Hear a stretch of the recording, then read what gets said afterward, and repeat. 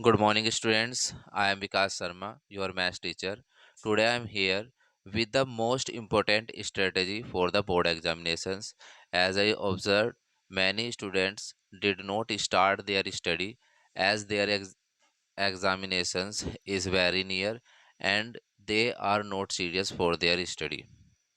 First of all, I want to request to all the students who are using the mobile phone, kindly submit it to your parents.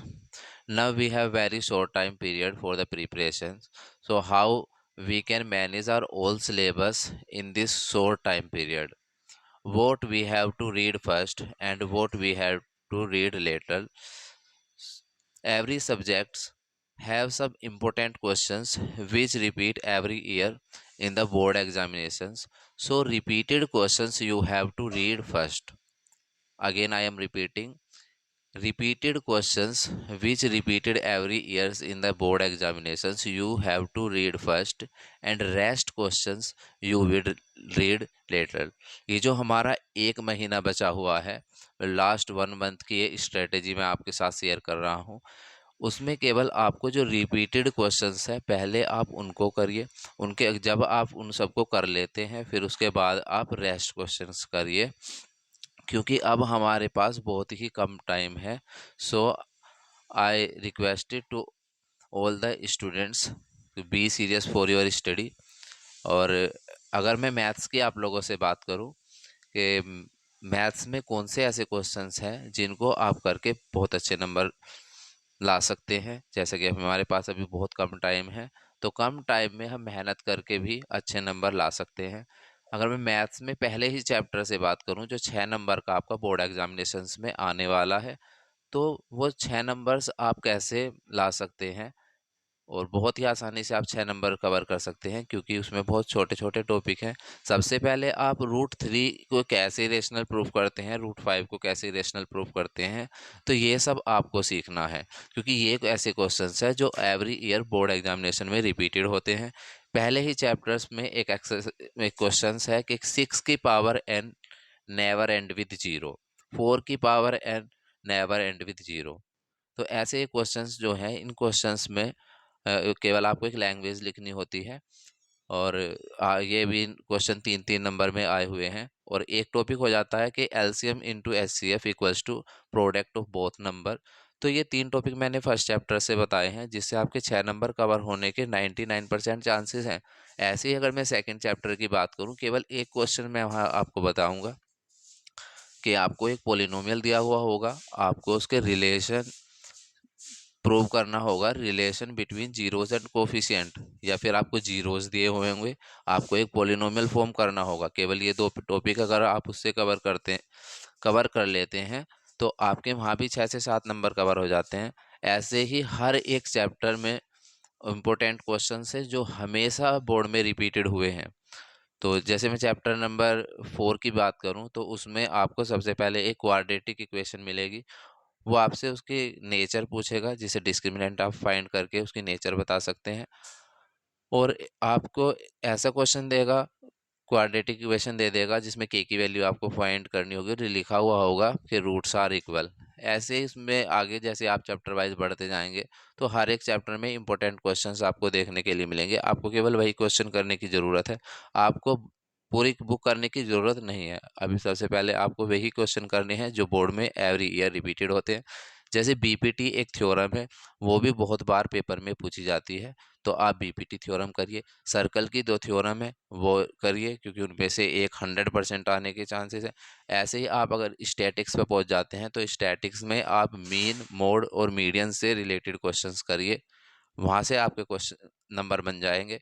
और जो probability है, probability में आपके केवल 3 topic ऐसे हैं जिनसे क्वेश्चन बनना ही बनना है। सबसे पहले आप कॉइन के क्वेश्चन करिए, आप डाइस के क्वेश्चन करिए, आप प्लेइंग कार्ड के क्वेश्चन करिए। तो ये जो टॉपिक्स मैं आपको बता रहा हूँ, ये क्वेश्चन हर साल रिपीटेड होते हैं। और अगर आप इतना भी कर लेते हैं हर एक चैप्टर से, तो आपके बहुत अच्छे नंबर आ जाएंगे।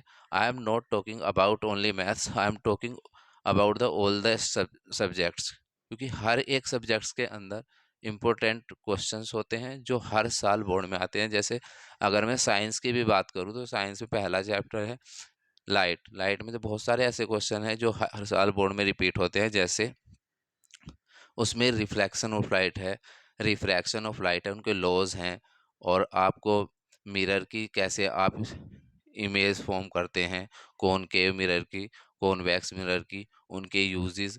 तो ये सारे क्वेश्चन बोर्ड में हमेशा रिपीटेड होते हैं। ओम्स लॉ है, ओम्स लॉ से रिलेटेड क्वेश्चंस है, न्यूमेरिकल्स हैं, आप उनको करिए। ऐसे ही बायोलॉजी में आपको केवल डायग्राम की प्रैक्टिस कर लेनी है, 6-7 डायग्राम है, वही आपको बार बार एग्जामिनेशन में पूछे गए हैं, आप उनकी प्रैक्टिस करिए। अगर मैं आपसे एसएसटी की भी बात करूं, एसएसटी में भी बहुत सारे ऐसे टॉपिक हैं जो हर साल आते हैं और वो बहुत अच्छे नंबर में आते हैं।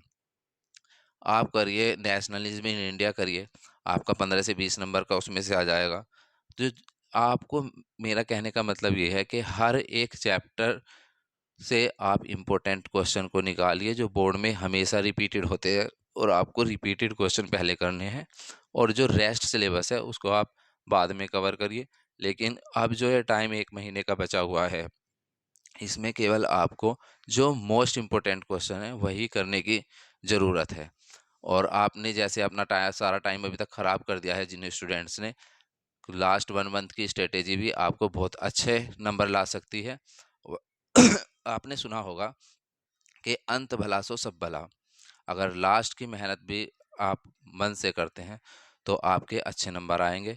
हर एक पेरेंट्स अपने बच्चों से उम्मीद लगाए बैठे हैं, तो आप मेहनत करिए और अपने पेरेंट्स के सपनों को पूरा करिए। I request to all the students who will give the board examination, whatever time is left, please make it valuable. आप एक पोयम है, और जिससे हमेशा मुझे मोटिवेशन मिलता हुआ आया है, तो वो मैं आपको बताता हूँ कि असफलता एक चुनौती है, इसे स्वीकार करो। असफलता एक चुनौती है, इसे स्वीकार करो। क्या कमी रह गई थी, देखो और सुधार करो। जब तक सफल ना हो, नींद चैन को त्यागो तुम। सफलता का मैदान छोड़कर मत भागो तुम। कुछ किए बिना ही जय जयकार नहीं होती, कोशिश करने वालों की हार नहीं होती।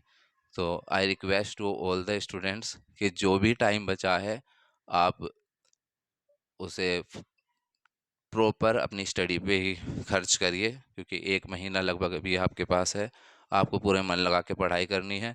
बहुत सारे स्टूडेंट मुझसे बोलते हैं कि सर आप मेरा टाइम टेबल बना दीजिए, मैं टाइम टेबल के अकॉर्डिंग ही मेहनत करूँगा। तो कोई किसी के टाइम टेबल को फॉलो नहीं कर सकता।